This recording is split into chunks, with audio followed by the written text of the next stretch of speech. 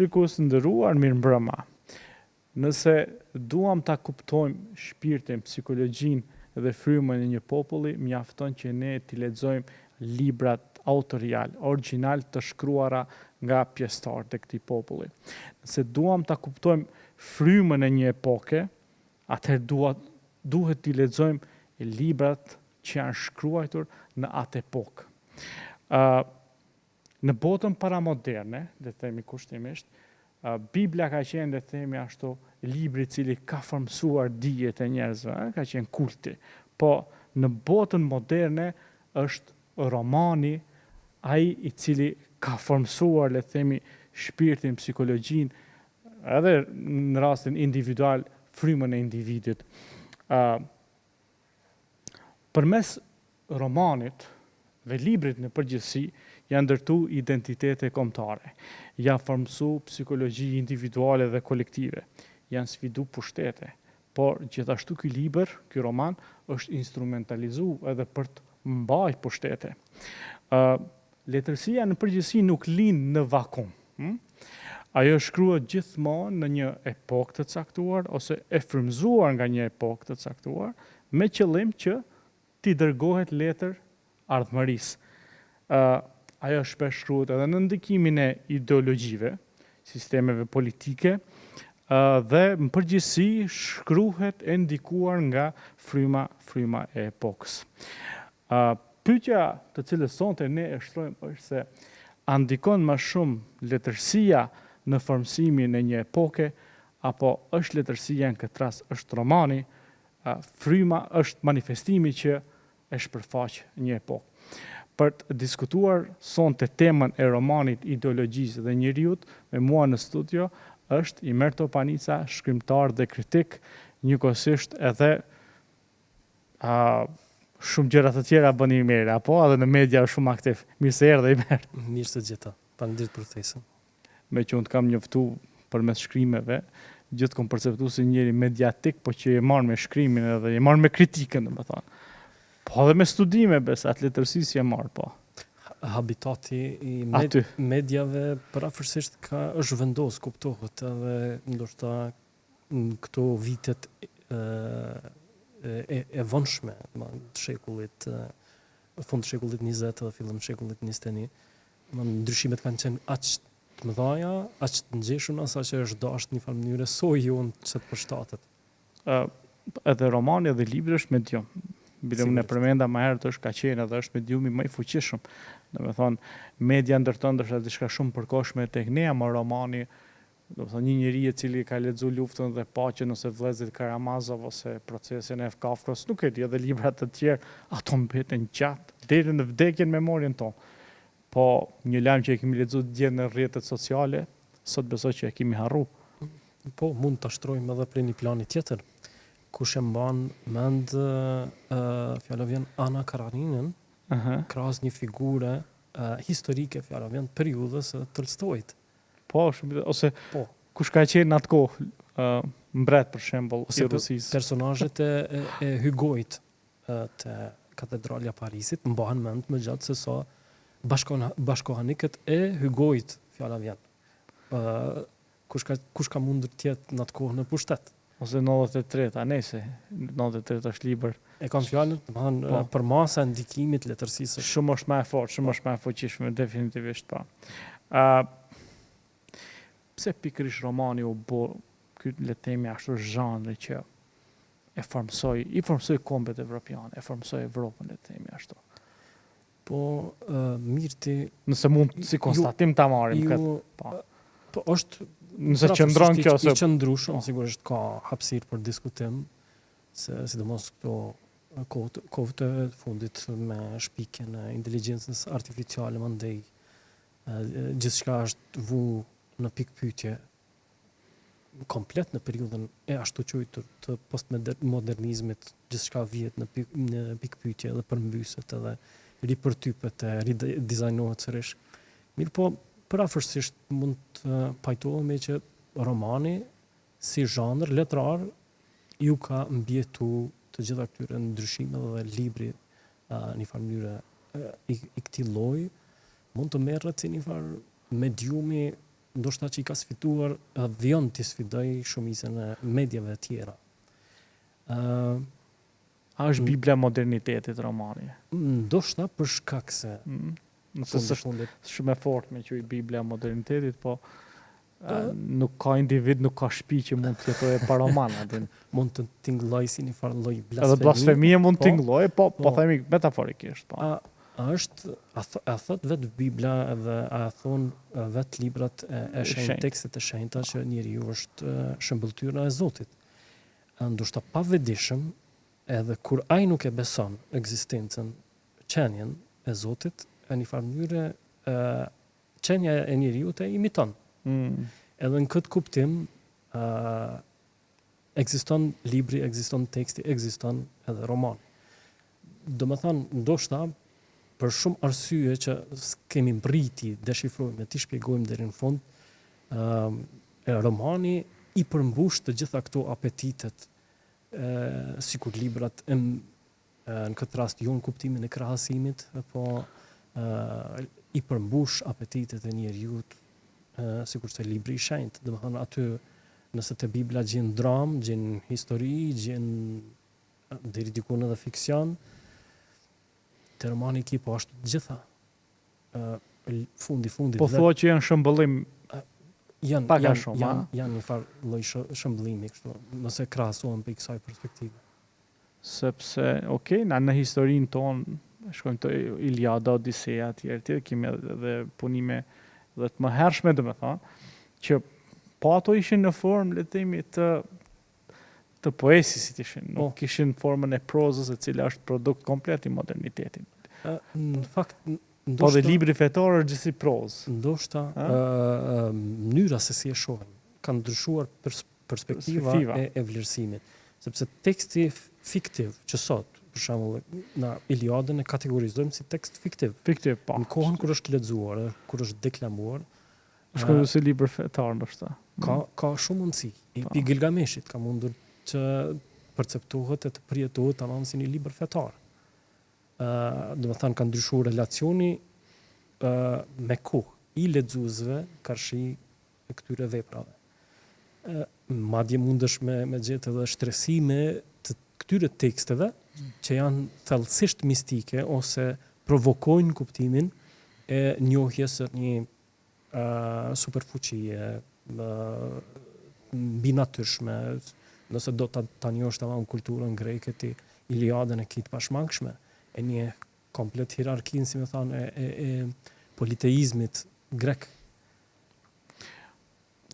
I merr t'i shkruan edhe vetë, edhe e ki këtë lirin, si më thonë, me i kthjellu edhe me i gdhen mendimet edhe në letër, edhe si thash edhe më herët, e ki edhe guximin mi dërgu letër ardhmërisë.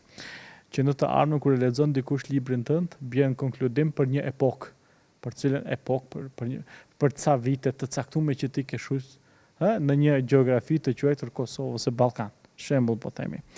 A është romani pasqyrë e shoqërisë apo është një farë tentative intelektuale për të na ndërsy neve për të menduar ndryshe, për të çet forma tjera të mendimit? Se kupton romanin? Më pëlqen ta rishtroj kështu si ide që ka ardhur edhe në kuptimin e mendimit për letërsinë, që fundit një ndër funksionet e letërsisë janë të parat, të mëhershmet ka qenë edhe ka mbetur kënaqësia. Mirë po, tekstet e mira provokojnë, tekstet e mira kanë, si më thanë, fuqi që të bartin edhe ide, ndonjëherë edhe ideologji, e për të tyre ndoshta edhe kritik ndaj ideologjive. E tham, mënyra që është shkruar, fjala vjen romani në periudhën moderne, ose më të hershme moderne, e deri te tash kur llogaritet më s'po dim edhe si t'ja vendosim kësaj periudhe të kulturës një etiketë, domethënë ka ndryshuar dhe mënyra se si shkruhet. Madje shumica e romaneve ndonjëherë edhe mendohen në planën se të konvertohen dhe të bashkëpunojnë me media tjera. Romane që mund të konvertohen lehtë në skenar filmi edhe të jetësohen në mediume tjera. Kështu që ka piknisje ky diskutim, ka një farë reference, po mund të themi që romani është një farë reflektimi i epokës.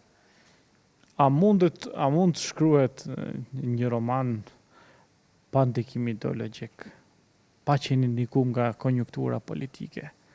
Unë thash merr në vakum nuk mund të lindë diçka, po në kohën e sotshme, ku tham këtë kohën që po jetojmë, s'po si me qujt, më haq po e quajmë kushtimisht bashkëkor postmoderne. A mund të shkruaj njeriu diçka që si përket asnjë kohe? Jo, atë nuk ekziston një libër i tillë, sepse s'ekziston një individualitet i tillë. Artistik është e pamundshme.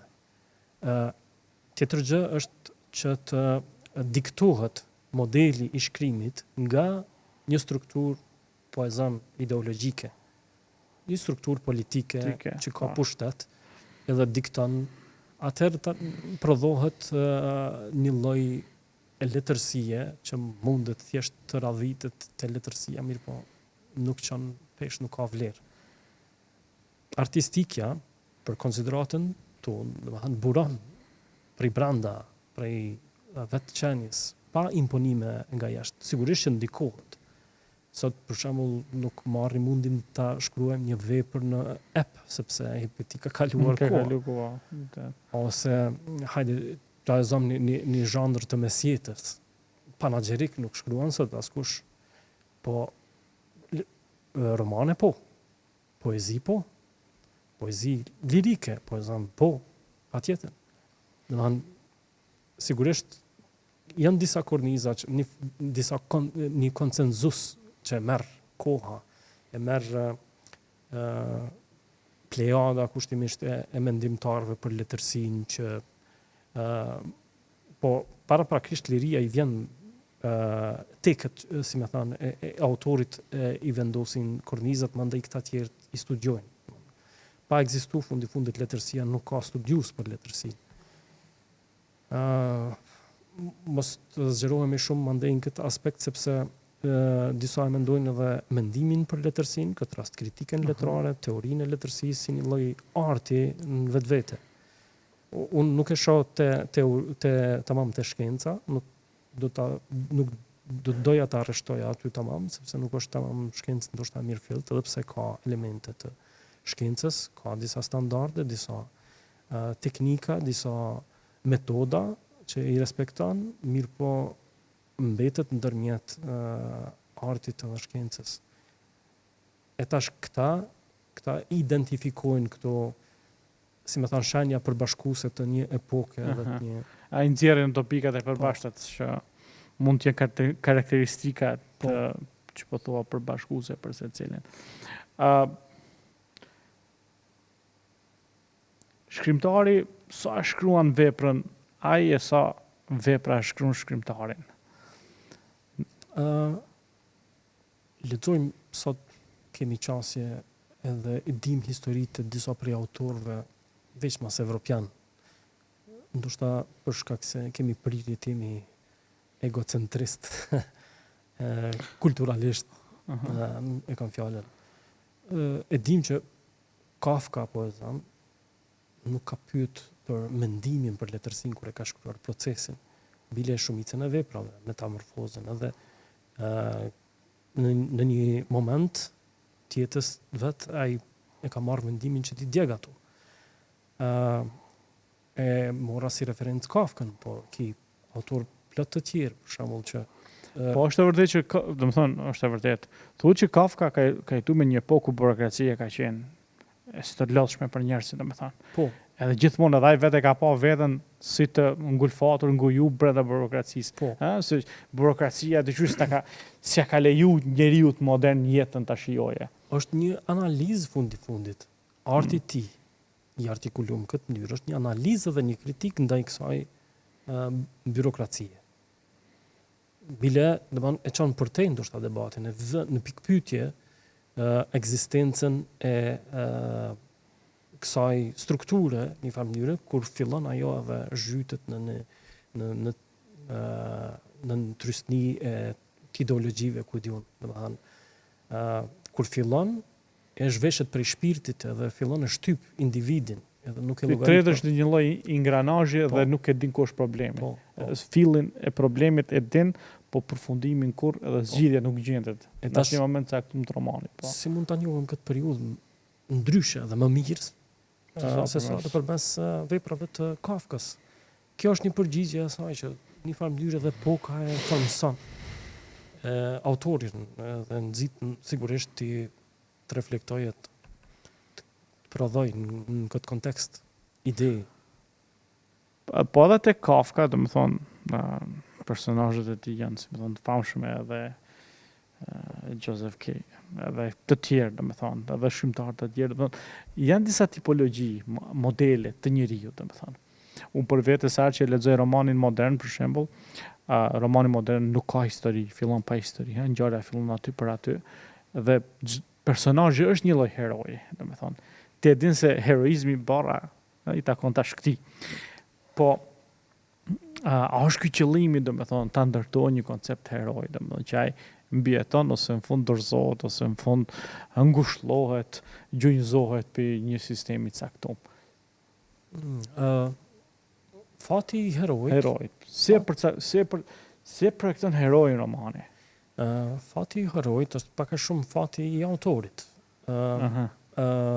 Thuhet që shumicën e romaneve të paktën, sepse siç e tham më herët, nuk kanë shkencë, kuptimin puro shkencë puritane që mund të nxjerrë evidenca dhe thotë se Kjo është kjo. kaq personazhe Nuk është statistikë. unë gjajnë, po, nuk është tamam statistik, po mund të edhe ka një farë materie për interpretim. Po e zam, personazhet të prozat e Mahfuzit, për shembull Kafeneja Karnak, janë personazhe absolutisht që reflektojnë një momentum kohor, edhe bartin histori që kanë konotacion, kanë relacione, si me thanë, me zhvillimet politike të kohës. Duket sikur një farë lloj prerje kirurgjikale e asaj epoke. Nuk mund të nxjerrën personazhet jashtë atij konteksti historik. Ne nuk i qasim një romani për të marrë evidenca sa ka pasur të vdekur ose sa ka pas nga një përmbytje po e zava, ose nga një luftë, sepse nuk e kërkojmë atë lloj informacione prej tekstit letrar. Ne fillimisht i qasemi për t'u kënaq, edhe kjo është ajo që e thash më herët, një prej funksioneve të vetë letërsisë, ndoshta funksioni primar. Mirë po, kur i qasesh e lexon, mandej vjell edhe informacione, atëherë ti kupton që pesha e tekstit letrar është më shumë se sa ai funksioni elementar i kënaqësisë. Dhe të nxit të mendosh, të reflektosh, edhe nga kjo perspektivë sigurisht e sheh që personazhi është një refleksion i asaj periudhe. Përpoq që është refleksion, edhe romanet edhe disi e reflektojnë edhe një raport mes pushtetit dhe individit, këtë rast autorit. Për shumë më kujtuan për momentin sa po flisje veprat e Shakespeare-it, është klasik. Mu shpesh më dukun ato të gjitha janë disi kritik politike. Po. Jo të gjitha, po mbase. Të gjitha, po megjithatë edhe ato që s'janë shpjegojnë një farë fenomeni politik të asaj kohe. Strukturë sociale, raporte sociale. Po. Edhe nga njëherë, sikur se më duket mua, romani vërtet nga njëherë është një lloj zhanri artistik politik. Po. Në të shumë të në rasteve, ose isha duke mendu ndoshta vesh romanu që lexoj në rastisin të jenë politike. Ndoshta ke ndërtuar një lloj shije tillë Të tillë që i përzjedh vetëm sa ato, mund të jetë edhe kjo. Padyshim, po fundit fuqia e letërsisë për t'i universalizuar, si me thonë, idet, e bën kësaj materie letrare. Disa prej ideve funksionojnë mjaft mirë edhe në diskursin filozofik, edhe politik, edhe social, edhe janë, si me thonë, tabane për disa standarde. Fjala vjen për epokën tonë, ta dim mirë se ç'është e drejta, ç'është pushteti, ç'është, siç e tha më herët, ç'është struktura e shtetit, çka është mekanizmi i pushtetit, cili është relacioni i pushtetit me individin, e kësaj. Domethënë, për hir të parë ose në mënyrën më të mirë, në disa raste është këto standarde, këto shpjegime janë vendosur në letërsi. Ti e lexon vitin romanin viti 1800, domethënë të Orwellit, 1907. Është shkruar viteve 36 diku, nëse si jam gabim, po e projekton një kohë që do vi, është futuristik në librin e tij. Absolutisht. Njësoj edhe te kur vjen ajo kohë ndodh ashtu. Edhe te firma ka zhë. Ai nuk e ka njohur standardin e shoqërisë tonë. Nuk i ka njohur ndoshta entitetet politike në mënyrën se si i njohim ne sot. Mirë po disa standarde që i ka vendosur. Nëse mund ta çojmë kështu me artikulu diskursin letrar në këtë rast në diskursin filozofik politik, atëherë është mënyra më e mirë për t'i shpjeguar sot se si funksionojnë disa entitete politike nga këndvështrimi orwellian. Domethënë është një standard i vendosur në mënyrën me një farë fryme profetizuese, siç e thete, prej vetë autorit. Pa qenë si më thënë, bashkosi yni ti njehet disa standarde. Dhe është distopik, domethënë distopi, nuk e di është baba i distopisë, po për herë të parë armëria është e zezë. Nuk është e bardhë. Ka pasur autorë më vëndshëm duke përfshirë këtu edhe Kadarin për shembull, që ka përdorur mirë teknikën e distopisë, jo teknikë, po tamam figurë, që ka dalë si figurë. Mirë po edhe unë pajtohem, duket është prej më të hershmeve në këtë farë. Mund të ketë është edhe para ti, po me sa po më duket ka qenë ai. Edhe nëse s'është prej të parëve është më i unikali në këtë farë. Më njohur në këtë fushë, që e njohim të gjithë ne ndoshta, ne që lexojmë pak letërsi. Romani i parë në gjuhë shqipe, a mund konsiderohet e bardha te malit, para se të hyjmë te socializmi, te realizmi socialist? Letërsinë shqipe ka përcjell një farë fati jo i mirë, kuptohet, dhe ka renditje të do si do nga njerë. Bile shpesh, edhe pse nuk ka ndonjë iniciativë konkrete, kushtimisht nuk ka ndonjë farë lloj vullneti që të vendoset një farë ose të fillohet një farë lloj kritike ndaj vetë historisë së letërsisë shqipe. E sheh për shembull disa autorë janë radhitën tërësisht gabimisht në disa periudha, kështu që studimet për letërsinë në këtë plan ka nevojë të rishihen. Po. H për H ai shihet si një prej romaneve më të hershme, edhe pse domethënë autori as nuk ka jetuar, po ai kjo fundit nuk ka shumë rëndësi, autori ka qenë shqiptar, po nuk është shkruar në gjuhën shqipe. Edhe ka, si më thënë, plot elemente që mund ta vënë në pikë pyetje nëse çmon është romani para jo. Ndër të parë le të themi tash nuk mund s'po më kujtohen ndonjë emër tjetër. Edhe kam pas lexuar diku se proza ka filluar shumë vonë. Proza ka filluar vonë, për shembull prozat e Migjeni, mendoj jo, Ernest Koliçi, Migjeni, këta janë plejada e Kuteli, plejada, si më thënë, e shkrimtarëve që konsolidojnë se tregimi i parë është shkruar gjahu i Malsorvi, Konstantin Kristoforidhi. Edhe ka mjaftueshëm elemente për ta vlerësuar si një prej tregimeve më të hershme dhe me një farë standardi deri diku edhe estetik. Po tamam kështu prozë edhe roman, romani fillon tepër vonë mandej në letërsinë shqipe dhe ndoshta për fatin që nuk kemi pas shumë mundësi, se kemi pas atë kënaqësi që të merremi fort me letërsinë për shkak të ndryshimeve shumë të mëdha politike që kanë ndodhur, luftrave. Interesant, do të thonë ne si fëmijë kur e kemi lexuar Migjenin, me Migjenin na u zhduk ndryshe, sepse nga folklorikja po kalonim diçka krejtësisht sociale, do të thonë për herë pa po lexoshim për të varfrin, për të shtypurin, për atë marginalizumin, edhe ishte ky pari që fliste për sociopolitik në diskursin e vet. Është Nietzschean në kuptimin filozofik, është ai që e kërkon njeriu i cili do li linde prap nga ngërmadhat e historisë, nga që edhe Shqipëria konsiderojnë atë kohë një lloj gërmadhe, le të themi ashtu historike, po fillojmë të kjo periudha për shembull e realizmit socialist, ku tani më ishim mbështet, po konsolidoheshim një, le të themi, një plejade këtyre autorëve që do vinë nga pas shkuan në Moskë, studiuan në Maksim Gorki Institute atje, dhe tani më ne po e ndërtonim një gjë të re. Si e konsideron këtë periudhë? Nuk mbaj mend nga këndvështrimi i Ledusit shumë emra me përjashtim ndoshta të Kadares, Agollit, Bila Agollin në njohim me veç një shqiptar, se jashtë arealit shqiptar ndoshta Pak njihet shumë pak.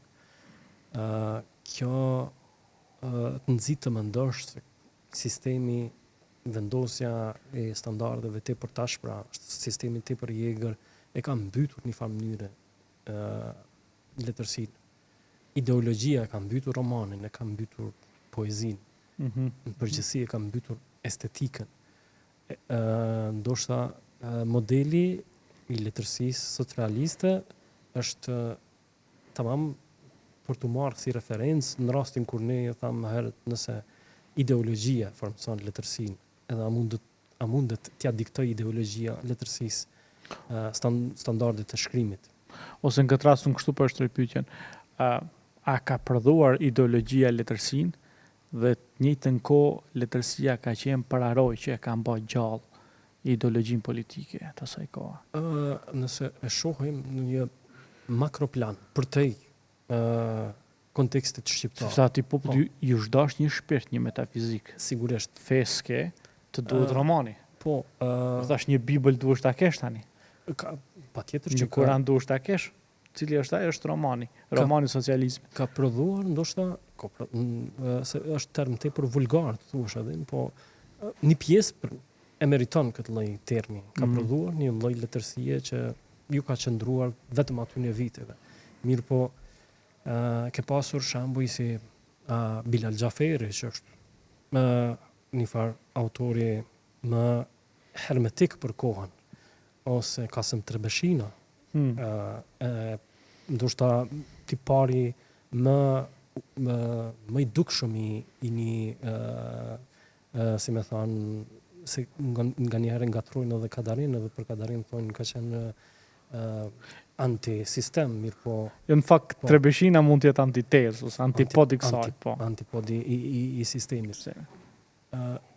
Ke pasur edhe kësa lloj rastesh, kësi lloj ekzemplash, mirë po, në përgjithësi pjesa më madhe e prodhimtarisë letrare kanë ngel aty, domethënë e pa njohun, e njohun vetëm për kohën, mirë po e pa vlerë në kuptimin estetik. Në qoftë se në Shqipëri letërsia shqiptare e realizmit socialist prodhonte, thojza po themi tani, një shqiptar të ri andej, po letërsia jonë e Kosovës, e ndikuar nga socializmi jugoslav, si e projekton të njeriu ajo? Cilat janë dallimet? A shbën dhe një studim që pak a shumë nxjerr dallimet midis këtyre dy llojeve, le të themi, letërsive, nëse kushtimisht po i them kosovare të asaj kohe, socialiste kosovare dhe enveristit të Shqipërisë. Studim tamam nuk di që është bërë. Kuptimin e krahasimit të këtyre dy periudhave me autorët më të njohur. Mirë po, Kosova për herë ka qenë më shumë habitati poezisë sa i prozës. Vërtet. Po edhe nëse bën krahasime në këtë perspektivë, ndryshimet janë mjaft të dukshme. Në Kosovë, për shembull, për një periudhë bukur të gjatë, ndoshta prej viteve të 60 ndej, kur kanë filluar të duken të vihen më në pa autoritete si letrare, si në kuptimin e kritikës, për shembull Rugova, mandej në prozë Demaçi, plejada plot poetëve mandej që edhe sot e kësaj dite ja vlen të shfletohen e të lexohen, prej Beqir Musliut, Shajb Beqirit, po plot emra të njohur, e sheh që e kanë kultivuar një lloj poezie, ndoshta ndonjëherë të mbingarkuar me simbole, edhe me elemente figurative, mirë po kanë prodhuar një lloj kritike të heshtur ose një lloj A mund ta quajmë letërsia e rezistencës për shembull, që ose fillet e para, rizomat e para të rezistencës i kanë hedh ato.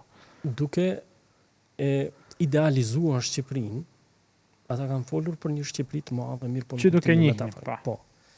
Edhe duke e idealizuar ndonjëherë, ndoshta edhe disa figura politike duke përfshirë këtu Enverin, në disa raste, jo të gjitha. Domethënë ka edhe autorë që kanë shkruajtur në të kohë për Enverin, mirë po Thomas e njofte Enverin real, diktatorin kuptimin real. Kanë prodhuar një lloj kështu atë dashurie. Këtu letërsia e asaj kohe ndoshta është më shumë ardhje nga ai uni poetik pa trysni ideologjike. Në këtë rrafsh mund të themi se ja vlen një pjesë të asaj trashëgimisë, ta kujtojmë, ndoshta pse jo ta rivendosim ndonjëherë në tavolinën e leximit për shfletim. Ideologjit nuk ndikojnë vetëm se përmes, le të themi ashtu, institucioneve, por edhe përmes gjuhës, edhe retorika e gjuha, diskursi, është një lloj forme e shtypjes apo mbizotnimit ideologjik. Si ndikon gjuha në formësimin e mënyrës se si ne kuptojmë realitet. Me që ti shkruan e përdor gjuhën, gjuha është instrument i fuqishëm. Historinë, si ta kuptojmë historinë, si ta kuptojmë vetveten. Gjuhën që e përdorim ne në libër, në roman, po edhe në poezi, pse ja. Një farë rinjohje e letërsisë të ne në Kosovë me standardin ose dialektin geg ka ndodhur pas interesant, pas luftës në Kosovë. Një pjesë e autorëve të brezit tim kanë filluar të krijojnë më shumë hapësirë gegnishtës se sa standardit tosknishtës që është mbi populluar me sepse ne sot nuk kemi një gegnishtë të standardizuar. Kur shkojnë në Shqipëni edhe kur shkojnë në teatr, mbon një sens shumë përshtypje. Gjuha, domethënë. Gjuha e cila flitet jashtë, në trotuare, në rrugë, në shkolla, po njëjta flitet edhe në teatr. Kurse tek ne në Kosovë, se po dua ta lidhim me realizmin socialist dhe kongresin të gjuhës e gjitha këto, kurse tek ne jo. Tek ne në teatr, në skenë, është gjuha letrare standardizuar, kurse ne jashtë flasim këtë gjuhën tonë, aksentin, tash, si me quj këtë kosovarçën tonë, gegnishtën tonë. Edhe nga njerë është se kjo është sfidë për neve. Edhe kur shkojnë histori, e bëjnë një lloj arkeologji të dijeve, e shoh që edhe gjuha ka qenë një farë mënyre, le të themi ashtu, metodë për me të sundu. Ne kemi kriju një raport me gjuhën përmes realizmit socialist të kohës. Do thonë, ne a ndjejmë veten inferior ndaj saj, do thonë, edhe si e formson që kjo letërsinë tonë tani. Pa dyshim që disa standardet vendosura prej unë i kam cilësuar në një artikull si tronditje të mëdha kulturore. Vendosja e standardit të 72-s, pa një farë lloj kështu diskutimi më të gjerë, më paraprak, kanë qenë disa personalitetet Kosovës, mirë po kanë qenë veç kështu mysafir me gjas, pa një farë impakti në ato diskutime. Edhe megjithse janë tronditje në thellësisht kulturore, nuk janë trajtuar kurrë si tronditje. Brezi im, ndoshta këto i shkrimtarëve, poetëve, ka filluar një lloj rinjohje me gegnishte. Mirë po, jo një standardit një gegnishte që ka qenë i kultivuar prej viteve të 60-ta këtu në Kosovë. Për shembull, tregimet e para të Demaçit janë shkruar në në një dialekt të standardizuar geg të Kosovës. Tash, kjo e folmja edhe mediat e ndryshme e kam fjalën për shembull muzika kënga si medium si ka ndikuar dhe ka influencuar edhe një pjesë të tregut edhe ka vendosur standarde, kushtimisht standarde, sepse letërsia nuk ka standarde, edhe për këtë dallohet. Teket e autorit e them edhe më herët kanë qenë edhe kanë mbetur të tilla kështu pa jashtë çdo rregulli të mundshëm, mirë po, domethënë këto influencime të këtyre mediumeve në raport me qytetarin si konsumator, lexuesin si konsumator, shikuesin si konsumator, dëgjuesin e kështu me radhë, ka ndikuar edhe te letërsia patjetër. Nuk mund ta përshkruash një fundit një personazh të kësaj periudhe me një gjuhë të 72-s, sepse nuk Interesant. nuk e përmbush mandej misionin letërsia pavarësisht asaj nuk është një e vërtet përfundimtar, mirë po provon ti përngjasoj të vërtetës edhe provon ta bind të paktën lexuesin e vet, sepse është duke folur për një personazh të kësaj periudhe. Kushtimisht nuk mund ta përshkruajmë një personazh të periudhës osmane ose bizantine me gjuhë të modernitetit ose standardit ose gegnishtës aktuale që flitet sot në mjediset tona në Kosovë ose në vise tjera shqiptare. Nuk ka logjik. Ose kur e shohim filmin e Skënderbeu flet me gjuhë standarde për shembull. Po. Që është për neve është paksa e pakapshme, po. Për shkak të standardit të vendosura për shkak të epokës, për shkak të periudhës, konjunkturës politike, edhe ideologjisë normalisht. Ideologjia ka ndikuar njësoj si te vepra letrare ashtu te filmi dhe te teatri. Sot ndoshta ka shikues të prodhimeve të kinostudios. Mirë po ku janë sot ata krahas tregut të madh, sepse jemi shndruar në pjesë. Se jemi në fund të emisionit një pyetje kështu shkurt të më përgjigjesh këtë të folmën tonë edhe të shkruajmë nganjëherë. Edhe qoftë në mënyrë tekanjoze, jo standardizuar në gegnisht. A shef si tendencë kryengritëse rebeluese ndaj le të themi thojza diktaturës së Tiranës, apo është veç ashtu si një aventurë? Unë e kam pa dhe vjoj ta shoh si një farë lloj rinjohje me disa vlera që në kanë mungu. I kanë anashkalu për shkak të disa idealizmave që më vonë janë provuar si të gabueshme. Ne natyrisht jemi në disa pikpamje mund të tingëllojmë edhe mund të jemi nacionalist, mirë po realiteti na flet që kemi disa, si me thënë, disa përparësi dhe disa mangësi krahas njëri tjetrit. Nuk mund ta, nëse eventualisht ka një frym përbashkuese të këtyre shqiptarëve që jetojnë sot në Ballkan, puna e parë është ti njohin ndryshimet, dallimet, edhe në aspektin e gjuhës.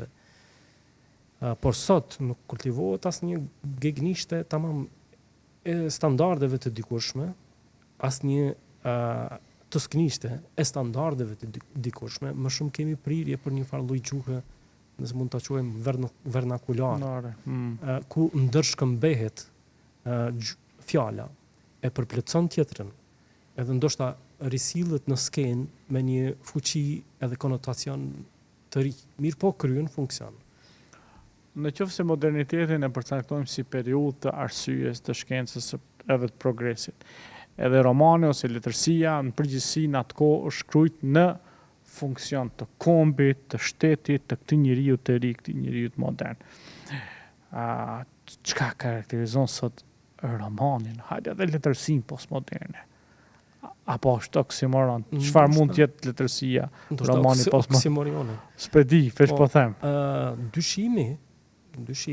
Si mund të krijohet një letërsi pa një lloj konjunkture, pa një lloj ideologji, e çliruar nga gjithçka? Ne sot si qytetar të këtij fshati të madh global, kemi vënë në pikë pyetje shumë nga vlerat ose vlerat në kuadër të sistemit vlerave të dikurshme, humanizmin, njohjen e tjetrit, antiracizmin, dhe më thanë në shumë pikpamje, dikur ndoshta para 10 vitesh, hiç më tutje, kemi menduar se kemi vendosur disa premisa të pathyeshme. Mirë po sot, lufta në Gaza, lufta në Ukrainë, i ka dhënë në pikë pyetje këto standarde dhe edhe në letërsi mandej besoj me aq sa kam bërë të lexoj, domethënë autor bashkëkohor të huaj, dyshimi ndoshta mbi këto vlera është më i madh se kurrë.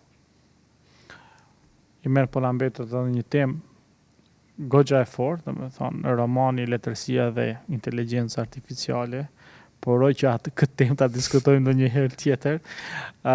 Mbase kjo mund të jetë vetëm se një pyetje, po tema është shumë e gjerë. Domethënë, a mund ta po mirë po është si pyetje, a mund roboti ta zëvendësoj kreativitetin njerëzor?